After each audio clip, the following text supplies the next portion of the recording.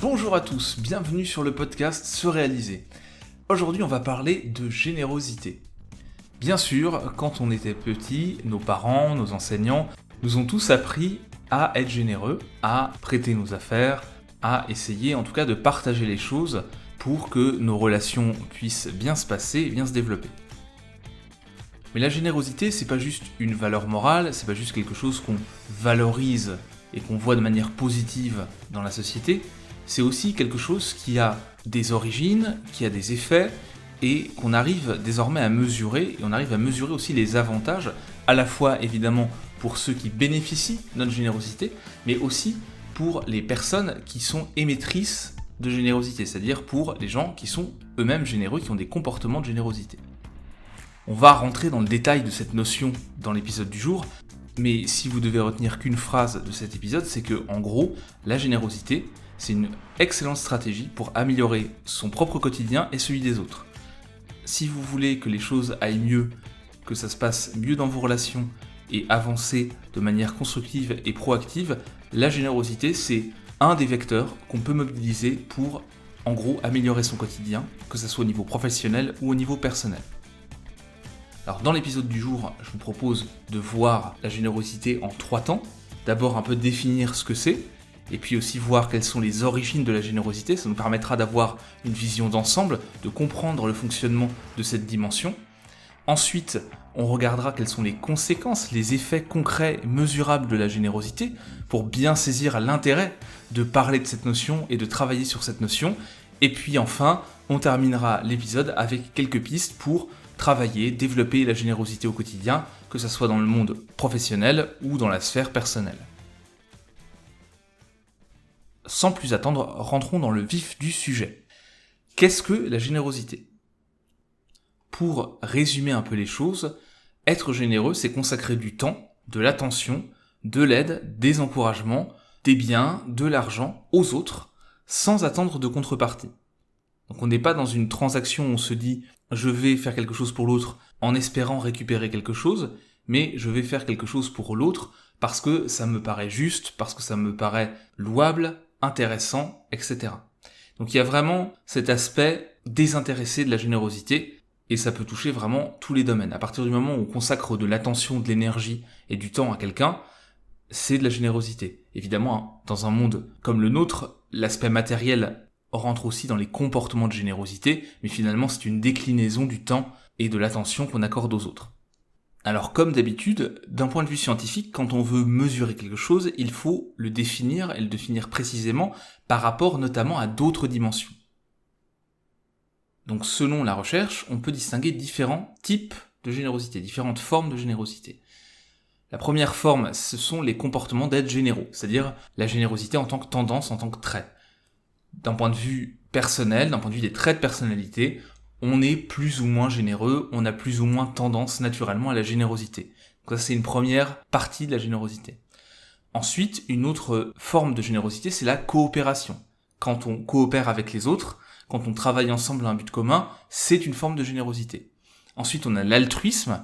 Donc ici, c'est un état motivationnel dont le but final est d'augmenter le bien-être de quelqu'un d'autre. Donc c'est aussi évidemment une forme de générosité, et c'est ce qu'on entend souvent quand on parle de générosité dans le langage courant, on pense souvent à l'altruisme en réalité.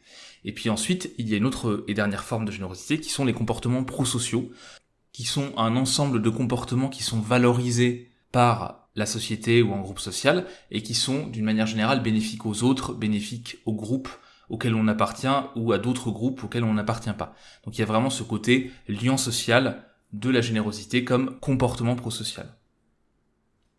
Alors justement, dans la recherche, qu'est-ce qu'on étudie ? On étudie plutôt l'altruisme et les comportements prosociaux. On étudie assez peu la générosité comme trait de personnalité. Ça existe, c'est possible, notamment sous l'angle des forces de caractère, mais d'un point de vue de la définition qu'on a de la générosité et de l'intérêt pour ce concept en tant que tel, cette dimension en tant que telle, c'est pas vraiment ce qui est étudié en premier lieu. Pareil pour la coopération qui est souvent étudiée de son côté, avec un ensemble de dimensions qui rentrent en ligne de compte dans la coopération, dont la générosité, mais pas que. Donc ce qu'on étudie vraiment quand on parle de générosité d'un point de vue scientifique, ce sont les comportements prosociaux et l'altruisme. Alors maintenant qu'on y voit un peu plus clair sur ce qu'est la générosité et ce qui est étudié dans la recherche quand on parle de générosité d'un point de vue du langage courant, regardons un petit peu quelles sont ses origines pour essayer de mieux comprendre cette dimension. Donc bien sûr, les chercheurs, quand ils étudient une dimension qui est socialement valorisée, qui est vue comme positive d'un point de vue aussi moral, ils se demandent toujours, est-ce que c'est d'origine génétique, est-ce que c'est d'origine environnementale, quel est l'intérêt de développer une telle dimension dans une société humaine, etc., etc. Alors si on regarde le côté évolution et génétique, on commence par regarder en général ce qui se passe chez les animaux. Et ce qu'on a pu mesurer, c'est que de nombreuses espèces font preuve justement d'empathie et de comportements prosociaux. C'est-à-dire que de nombreuses espèces vont aider des congénères qui sont dans des situations de difficulté, vont avoir des comportements de coopération et donc des comportements prosociaux. On a des exemples nombreux, par exemple des chauves-souris qui vont partager des repas avec des congénères qui n'ont pas de lien de parenté avec eux pour éviter que ces congénères meurent de faim. On observe assez fréquemment la même chose chez les singes, toutes sortes de singes, toutes sortes d'espèces de singes, avec des comportements altruistes qui sont plus souvent mis en place que des comportements égoïstes. Et donc on voit que dans le règne animal, d'une manière générale, on retrouve ce côté empathique et ces comportements prosociaux. En tout cas, quand on parle des mammifères, très clairement, et des oiseaux aussi, on retrouve cet aspect-là. Après, on peut se poser la question de l'intérêt, d'un point de vue de l'évolution, de tel type de comportement. Globalement, les chercheurs avancent plusieurs théories pour expliquer cet avantage évolutif de la générosité. D'une part, il y a l'altruisme réciproque. Aider un individu à un instant T rend plus probable le fait que cet individu nous rende l'appareil un peu plus tard. Donc, d'un point de vue de la survie individuelle, il y a un intérêt. Même chose, l'empathie, l'altruisme, etc. On retrouve ça dans des comportements aussi de parents vis-à-vis d'enfants. Donc ça permet aussi d'assurer la survie des petits dans une espèce et donc de propager les gènes. Comme il y a un intérêt pour le groupe aussi, des comportements généreux et altruistes, on va favoriser d'un point de vue plus large la survie du groupe et donc de l'espèce ou du sous-groupe d'une espèce et faciliter sa reproduction, etc., etc. Et quand on mélange tout ça, on a un avantage évolutif, que ce soit au niveau individuel, au niveau familial de la cellule de reproduction, et puis au niveau des groupes plus larges, voire de l'espèce. Donc génétiquement, on voit l'intérêt de reproduire ces comportements de générosité, et donc le fait qu'ils survivent et qu'ils se développent autant n'est pas complètement surprenant si on prend ça sous l'angle de la génétique. Donc il y a sans doute une part d'hérédité, de génétique, dans les comportements de générosité. D'ailleurs, cet aspect héréditaire, on arrive à le retrouver quand même assez nettement chez l'être humain, puisque les enfants, en bas âge, ont spontanément tendance à aider des personnes qui ont des difficultés. C'est-à-dire que le premier type de comportement qu'on va observer massivement chez les enfants, alors à 12, 13, 14 mois, ça va être plutôt des comportements de générosité que d'égoïsme. Mais évidemment, au cours de l'enfance, cette générosité innée, ou en partie innée, elle va commencer à diverger. Et là, l'influence des normes sociales, du groupe dans lequel on évolue, des parents, des rencontres aussi dans le milieu scolaire, de l'éducation, tout ça, ça va influencer notre tendance à être généreux à côté de ce qui peut être hérité ou de ce qui peut être de l'ordre de la dimension de la personnalité. Et donc on va avoir une transmission comme ça dans un groupe d'individus, on va avoir une transmission de génération en génération qui va être un peu différente, on va avoir une influence du milieu qui va faire que on va avoir une tendance plus ou moins forte à la générosité. Mais de base, on a tous, on va dire, un socle qui fait que notre tendance première naturelle est quand même plutôt d'être généreux que d'être égoïste, plutôt d'être dans la coopération que d'être dans la compétition. Et justement, quand on étudie l'environnement et qu'on étudie l'évolution, on voit qu'il y a encore des choses qui ne sont pas expliquées par juste nos parents, nos rencontres, notre milieu éducatif ou par notre génétique. On a aussi, je l'ai un peu évoqué, la partie facteur individuel, c'est-à-dire la partie personnalité. Là aussi, il y a pas mal d'études qui ont été faites. Bon, la personnalité, c'est toujours une composante qui est à la fois de l'ordre de l'hérédité et à la fois de l'ordre de l'environnement et aussi de l'interaction entre les deux. C'est tout le domaine de l'épigénétique notamment. Et donc ce qu'on constate, c'est qu'effectivement, en fonction du type de personnalité, on a une tendance plus ou moins forte à la générosité. On voit aussi que tout le monde n'est pas généreux de la même manière. Donc là aussi, on a un aspect personnalité là-dedans. Et ce qu'on observe aussi, c'est que la générosité est liée à notre capacité d'empathie. Et donc si notre capacité d'empathie est plus faible, notre niveau de générosité, donc d'altruisme, va être aussi plus faible. Donc on a aussi ce lien-là, d'un point de vue de la personnalité, de la génétique, de l'environnement qui va jouer.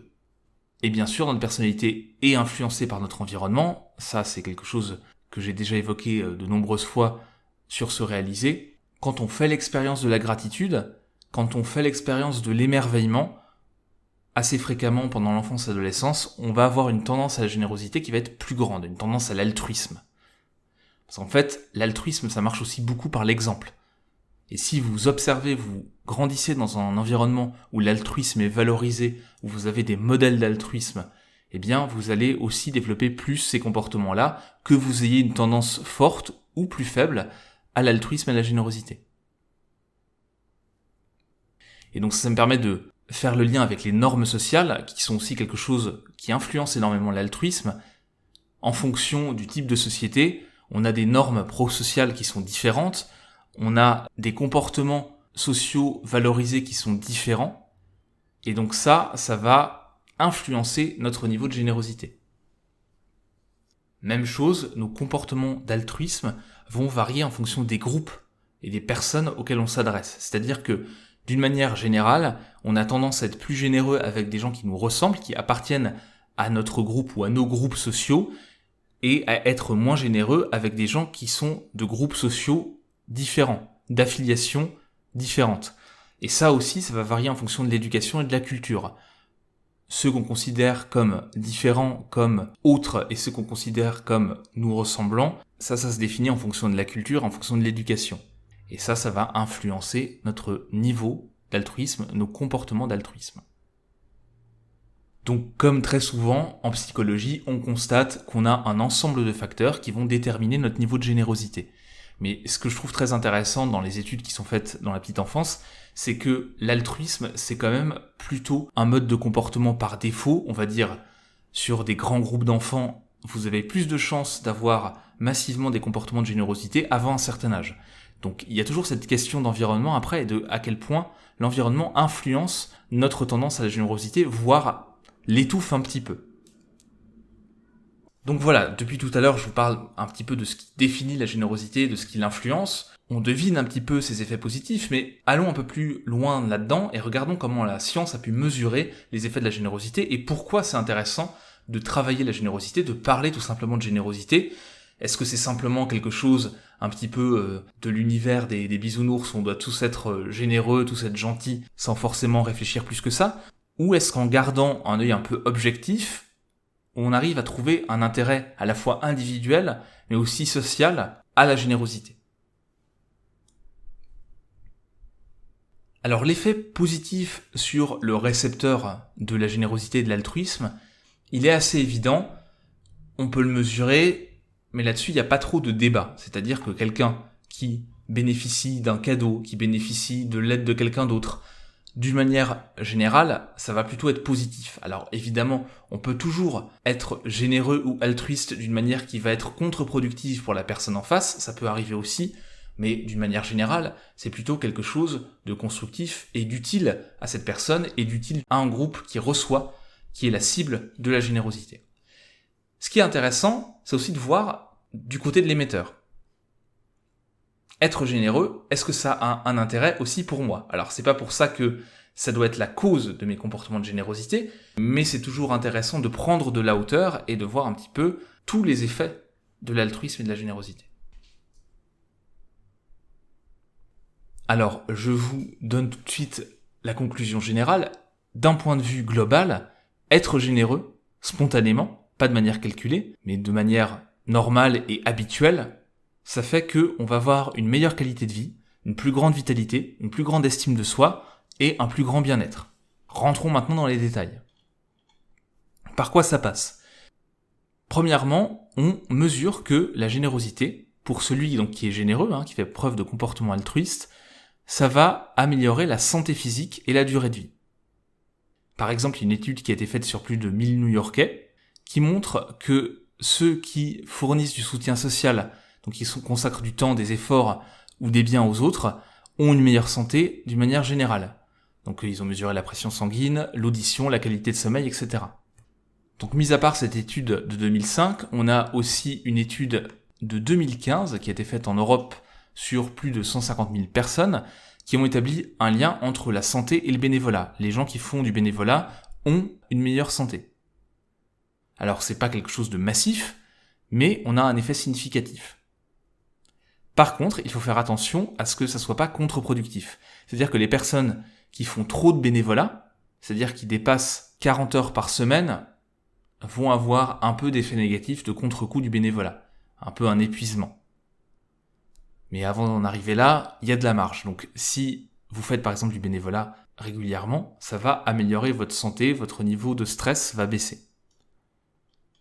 Donc on a un effet sur la santé physique, il est limité. Si je résume, il y a plusieurs études qui ont été faites dessus, donc je ne vais pas tout détailler, mais d'une manière générale, toutes les études montrent que l'altruisme, quand on fait preuve d'altruisme, on en tire des bénéfices au niveau de la santé physique.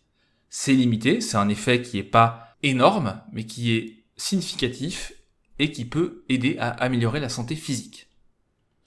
Au niveau de la santé mentale maintenant, on a eu par exemple une étude qui a repris 37 études observationnelles qui ont été faites entre 1968 et 1994, et cette compilation d'études a montré que 70% des volontaires âgés, donc des volontaires, on parle ici de bénévoles, avaient une meilleure qualité de vie, une meilleure santé mentale que des personnes vraiment similaires en termes de revenus, d'activité, etc., mais qui n'étaient pas bénévoles. Alors par contre, ce qu'on voit aussi dans la recherche, c'est que pour qu'il y ait des effets sur la santé mentale positifs, d'actes généreux, il faut que ça soit des actes autonomes, c'est-à-dire que ça soit librement choisi, il ne faut pas que ça soit contraint. Si on vous force à être généreux, ça va pas avoir beaucoup d'effets sur vous-même, ça va pas avoir d'effet bénéfique sur vous. Par contre, si vous choisissez d'être généreux de votre propre chef, là on va avoir un effet sur le bien-être, sur la vitalité, sur l'estime de soi. Autre élément, vous connaissez peut-être les actes de bonté fortuits dont j'ai déjà parlé dans des articles et dans des épisodes du podcast. Eh bien, cette démarche-là, qui consiste à faire preuve de générosité pendant 6 semaines de manière aléatoire, avec des actes de bonté, de générosité, d'altruisme qui sont plus ou moins grands et qui peuvent être anonymes, eh bien ça va avoir un effet aussi sur l'augmentation des émotions positives et la diminution des émotions négatives. Et l'augmentation des émotions positives, c'est un intérêt. Pourquoi ? Parce que ça favorise le bien-être, mais parce que ça favorise aussi la créativité, la flexibilité, l'ouverture d'esprit, etc., etc.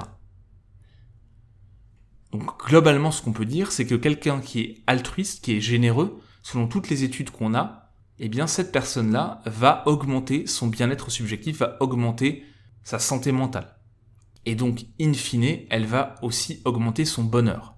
Puisque quand on parle de bien-être subjectif, c'est un petit peu la terminologie scientifique pour parler de bonheur et d'épanouissement. Alors, quelques exemples d'actions de générosité qui ont été étudiées dans la recherche. On a notamment le fait de dépenser de l'argent pour les autres. Ça, on sait que cette forme de générosité apporte plus de bonheur que de dépenser de l'argent pour soi. Aider ses collègues au travail aussi, c'est une manière de travailler la générosité et d'en tirer des bénéfices, et ça protège de l'épuisement émotionnel et ça protège du burn-out, notamment via l'altruisme réciproque, c'est-à-dire le fait que ça génère des actions aussi de générosité de la part des autres. Et d'autres études ont montré, en compilant tout un ensemble de comportements généreux ou altruistes, que le fait d'avoir ce type de comportement, ça satisfaisait des besoins vraiment fondamentaux chez l'être humain, le besoin d'autonomie, de compétences, de bien-être psychologique, de lien social. Et en fait, tout ça, ça crée un cercle vertueux qui va susciter aussi la gratitude chez les autres, et puis après chez soi, quand on va recevoir des actes généreux, puisqu'en général, ça crée justement cette boucle positive de rétroaction, où les gens vont aussi avoir tendance à être plus généreux avec des personnes qui ont été généreuses avec eux. Enfin, dernier intérêt notable de la générosité et assez évident, c'est sur les relations. C'est-à-dire que quand vous êtes généreux altruiste, dans les relations de couple, dans la séduction, ça va avoir des effets positifs. Les relations fonctionnent mieux, on a un plus grand engagement dans la relation des deux partenaires, et on est plus satisfait dans sa relation. On a pu observer ça avec des couples mariés notamment, une étude qui était faite sur plus de 1000 couples mariés, et on a pu faire le lien entre générosité et satisfaction dans le mariage, entre générosité et conflit dans le couple, qui baissait quand on était plus généreux, évidemment. Et je parlais de la séduction tout à l'heure, les hommes qui ont des comportements prosociaux plus marqués, donc plus de générosité, plus d'altruisme, sont évalués comme physiquement et sexuellement plus attractifs. Contrairement aux clichés qu'on peut avoir ou aux images qu'on peut avoir sur la générosité, comme quelque chose qui serait en lien parfois avec la faiblesse, c'est-à-dire le fait de donner sans contrepartie, de se faire un petit peu avoir, d'être trop gentil entre guillemets. Bon, évidemment, ça c'est des extrêmes, mais on a un lien entre générosité et séduction. C'est-à-dire que vraiment, c'est pas quelque chose qui est contre-productif si on est dans une démarche de séduction. Donc là aussi, il y a ce côté intéressant de la générosité. Alors, il faut encore une fois qu'elle soit sincère. Il faut pas que ça soit instrumental. Si on choisit la générosité et que c'est faux, la personne va le percevoir en face et ça va être contre-productif. Puisque là, on va rentrer dans une espèce de manipulation et ça va pas forcément avoir les conséquences espérées. Globalement, de toute façon, la générosité, l'altruisme, les comportements prosociaux, peu importe les termes qu'on utilise, c'est un vrai lien social, c'est un vrai lien dans les relations amicales, amoureuses, professionnelles, etc. Et donc, c'est quelque chose qui est important et qu'il s'agit de mettre en place au quotidien, en tout cas de développer au quotidien. Alors justement, comment est-ce qu'on fait pour développer la générosité et l'altruisme, que ça soit au travail ou dans ses relations personnelles? Première piste, je l'ai un peu évoquée, mais je vais la développer ici, ce sont les actes de bonté fortuits. Donc c'est des petits actes qui vont apporter du bonheur, du plaisir aux personnes qui vont être la cible de ces actes-là. Et ça apporte aussi du bonheur et du plaisir aux personnes qui réalisent ces actes. Donc en quoi ça consiste? Ça peut être le fait de donner un coup de main à un collègue, ça peut être le fait d'avoir une petite attention, un mot gentil envers une personne, ça peut être le fait de rendre un petit service, bien sûr, d'offrir un cadeau, de faire un compliment. En gros, tout est possible, il s'agit juste d'avoir une attitude positive et d'offrir du temps, de l'attention, quelque chose de matériel, quelque chose d'immatériel mais de positif à quelqu'un, que cette personne soit au courant ou pas que nous sommes à l'origine de cette chose positive, ça n'a pas d'importance. L'objectif, c'est vraiment d'avoir des actes de bonté et d'en avoir un certain nombre plutôt concentrés en quelques jours pendant 6 semaines. C'est-à-dire que plutôt que d'étaler un acte de bonté par jour pendant 6 semaines, ce qui est le plus efficace, en tout cas ce que montrent les études sur le sujet, c'est que c'est mieux d'avoir un certain nombre d'actes de bonté en 1 ou 2 jours par semaine, bien concentrés, 5, 6, plutôt que de vouloir en faire un par jour. Et vous répétez ça 1 ou 2 jours par semaine pendant 6 semaines. Je vous mettrai le lien vers un article qui développe un peu plus cette approche-là, mais c'est une bonne manière de travailler à son épanouissement personnel et à celui des autres en même temps. Donc tout le monde y gagne. Autre piste que j'ai déjà évoquée il y a quelques instants, c'est le fait de dépenser pour les autres. Là aussi, on a pas mal d'études qui montrent que quand on dépense de l'argent pour les autres, c'est plus efficace que quand on dépense de l'argent pour soi, d'un point de vue du bonheur, de l'épanouissement personnel. Ça veut pas dire qu'il faut absolument toujours dépenser de l'argent pour les autres et jamais pour soi-même, mais si vous cherchez à développer votre épanouissement, ça sera plus efficace et ça créera plus de plaisir chez vous et chez les autres de manière plus durable et donc plus de bonheur si vous dépensez de l'argent pour faire un cadeau auquel vous avez réfléchi à quelqu'un qui compte pour vous de manière plus ou moins importante. Vraiment, c'est une démarche qui est efficace. De même, c'est plus efficace d'un point de vue du bonheur d'offrir des expériences plutôt que des objets. Alors après, ça dépend des situations, mais les expériences, surtout les expériences partagées, non seulement vous avez l'effet bénéfique du cadeau qui est offert à l'autre, donc cet aspect dépensé pour les autres, et en plus, vous avez l'expérience partagée, où là, vous allez pouvoir prendre du plaisir à vivre cette expérience avec quelqu'un d'autre, et la personne va pouvoir prendre du plaisir à vivre cette expérience avec vous. Et donc là, on a vraiment tous les bénéfices de cette dépense, de cette générosité qui va être donc tournée vers des amis, des collègues, des proches, etc. Une autre piste que vous pouvez explorer pour développer votre générosité, c'est l'émerveillement. Alors l'émerveillement, ça a un impact très important sur le bonheur, et quand on fait l'expérience de l'émerveillement, on aura tendance à être plus généreux, à être plus altruiste. Donc si vous voulez indirectement booster votre générosité et votre altruisme, pour en tirer tous les bénéfices à la fois pour les autres, mais aussi, pourquoi pas pour vous, eh bien n'hésitez pas à faire l'expérience de l'émerveillement. Et l'émerveillement, c'est à la fois sur des environnements que vous pouvez vous émerveiller, sur des performances artistiques, sur de la musique, ça peut être aussi sur des compétences. L'excellence de certaines compétences peut provoquer l'émerveillement, peut générer de l'émerveillement, et tout ça, ça va créer une tendance positive qui va vous inciter à être plus altruiste, à plus partager, à plus échanger avec les autres. Et donc c'est un angle un peu indirect, mais qui est tout à fait intéressant pour développer la générosité. Enfin, dernière piste que je voulais évoquer dans le podcast, c'est l'importance de l'environnement.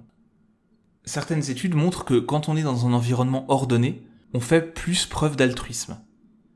Même chose, quand on est dans un environnement plus naturel, par exemple, si vous êtes dans un bureau, eh bien, mettez des plantes vertes et vous serez dans un environnement plus naturel, ça va favoriser la générosité, l'altruisme. Alors, il y a pas mal de variables intermédiaires qui peuvent expliquer ça, mais en tout cas, c'est une approche pour être plus généreux. Par rapport à l'organisation, il y a aussi sans doute cet aspect espace mental. Vous dégagez de l'espace mental quand vous êtes un peu plus organisé, un peu plus ordonné dans votre espace de travail, dans votre espace de vie. Alors ça ne veut pas dire qu'il faut être un obsessionnel de l'organisation et que tout doit être au cordeau, mais tout simplement entre un environnement où tout est éparpillé, où tout est mélangé, où on ne sait pas où sont les choses, et un environnement où on a une certaine organisation, où les choses sont à des endroits où on peut les retrouver, où on est un petit peu comme ça apaisé par rapport à un foisonnement d'éléments dans notre espace mental, ça va nous ouvrir de l'espace pour l'altruisme, pour les autres, et ça va favoriser la générosité. Alors bien sûr, il existe plein d'autres pistes pour développer l'altruisme. Je vous mettrai un lien vers un article du blog où je développe justement 8 pistes pour travailler la générosité et faire en sorte d'être plus altruiste. Mais il faut aussi un petit peu réfléchir aux pistes, aux choses qu'on peut faire soi-même pour être un peu plus généreux. Et souvent, encore une fois, c'est pas grand-chose. Des petits moments où on va aider les autres, où on va rendre service, des services finalement qui ne coûtent pas grand-chose, qui ne nous prennent pas vraiment de temps, voire qui nous en prennent pas du tout. Tout ça, ça va favoriser un climat positif, ça va renforcer les relations, ça va mettre un petit peu de lubrifiant dans les relations sociales, et ça apporte du positif à tout le monde. Ça veut pas dire qu'on va, avec une petite action, un petit compliment, faire passer n'importe quelle personne d'un état dépressif lourd à un état d'extase complet, bien sûr. Tout ça, il faut être dans la mesure. Mais ces petits actes cumulés vont créer un environnement autour de vous aussi. Alors même si ces actes-là, les gens qui sont destinataires de vos comportements généreux ne sont pas au courant qu'ils viennent de vous, ça crée quand même un environnement autour de vous qui va être plutôt positif, et puis ça renforce, comme je l'ai dit en début d'épisode, l'estime de soi, on a une meilleure image de soi, on se sent plus utile, on se sent aussi plus connecté aux autres, et ça procure des émotions positives. Le fait de savoir que quelqu'un a pris du plaisir, a eu une journée qui a été facilitée, qui a été un petit peu plus belle ou un petit peu moins difficile grâce à vous, c'est déjà une récompense en soi, et sur le long terme, l'effet n'est pas négligeable sur nos émotions positives, sur notre bien-être, sur notre épanouissement. Évidemment, il ne s'agit pas de dire qu'il faut être tout le temps dans le positif, tout le temps dans la générosité. Il y a des jours où c'est plus compliqué que d'autres. Il y a des jours où on est un petit peu plus en repli, on doit penser à soi avant de penser aux autres parce que c'est nécessaire pour notre équilibre. Et ça, il n'y a aucun souci et on passe tous par là. Mais si on a un comportement de base qui est plus tourné vers la générosité, ça devient un véritable atout à la fois pour nous et pour tout notre environnement. Et si on prend de la hauteur, ça revient aussi, le fait d'être généreux, à se rendre service à soi-même. À la fois tout de suite avec les émotions positives que ça procure, mais aussi à moyen et long terme parce qu'on crée un environnement social qui va aussi avoir plus tendance à être généreux envers nous parce qu'on est généreux envers lui. Donc pour conclure, ce qu'on peut dire, c'est que l'altruisme, la générosité, c'est vraiment un atout massif pour notre épanouissement personnel, pour notre environnement social, pour notre environnement professionnel, pour notre progression ou notre avancement vers des objectifs, parce que en fait ça crée des conditions, ça crée un environnement, ça crée un milieu qui va être plutôt porteur, et donc pour toutes ces raisons-là, c'est intéressant de remettre un peu de générosité, de faire un petit effort d'altruisme au quotidien, parce que au final, on va avoir des effets immédiats positifs et des effets à moyen long terme qui vont être aussi importants. Et c'est comme les émotions positives, en fait, quand on en a et qu'on les partage, ça crée plus de positifs autour de nous et au final, tout le monde y gagne. Et partager sa générosité, partager son positif, aider les autres, c'est pas quelque chose qui nous enlève du temps, qui nous enlève vraiment de l'énergie, même si ça peut, sur le moment, nous en prendre, nous en demander. Au final, c'est pas un jeu à somme nulle. C'est vraiment quelque chose qui va apporter plus que ce que ça va nous coûter, entre guillemets, sur le moment. Mais évidemment, il s'agit pas non plus de faire preuve de bonté systématique et aveugle.